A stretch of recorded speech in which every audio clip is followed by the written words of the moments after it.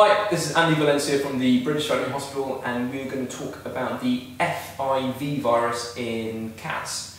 The FIV virus is quite closely related to the HIV virus in humans, and actually it's probably inappropriately called feline AIDS a lot of the time. It is similar in that, as you can imagine from the name, the feline immunodeficiency virus, it has an impact on your cat's immune system, and over time it will become more and more weakened, and you will see clinical signs as a result of that. How can your cat contract the FIV virus? It is a virus that is almost exclusively spread through fighting and direct contact of sort of body fluids and blood.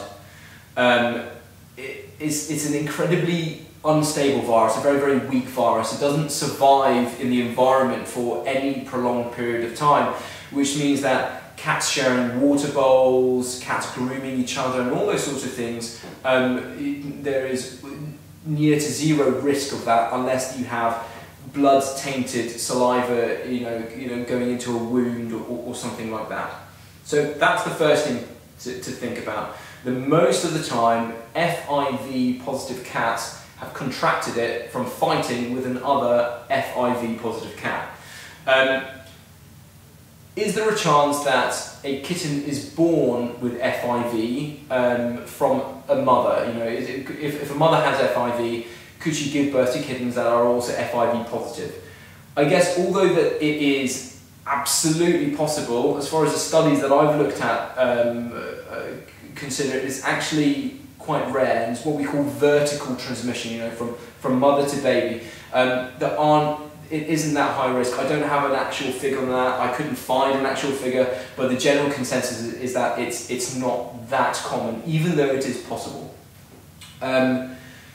So this kind of comes to the question, what should I do if I have an FIV positive cat? Does he need to be euthanized? And the honest truth is absolutely not. No.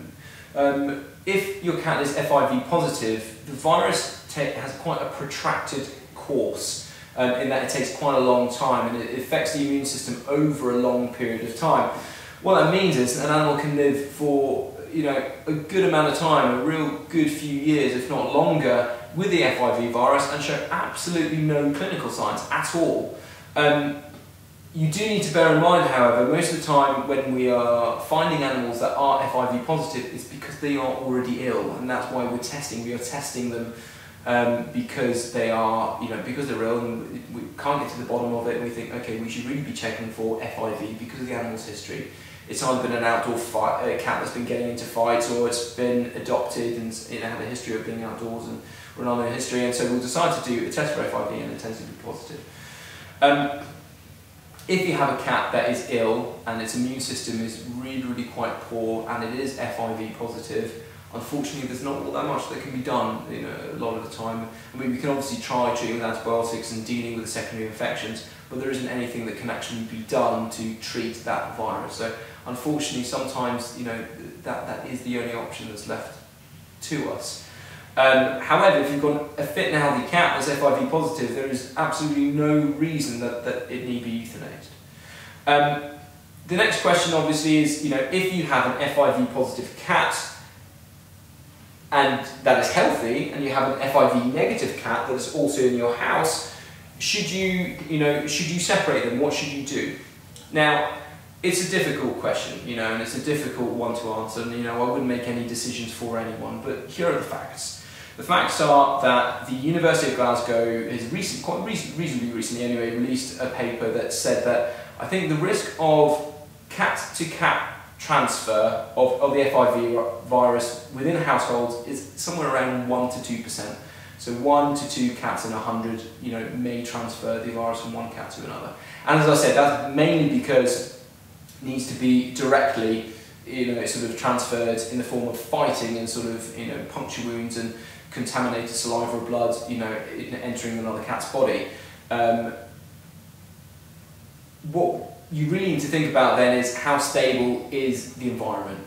If you have an FIV positive cat and an FIV negative cat that never fight, have an absolutely great relationship, then I see no reason, in my opinion, based on those figures. You might have a different view, but as far as I'm concerned, if you have two cats that are in a stable environment, then absolutely, you know, I think you can keep them together, and that's what my advice would be. And as I said, advice will vary depending on who you speak to.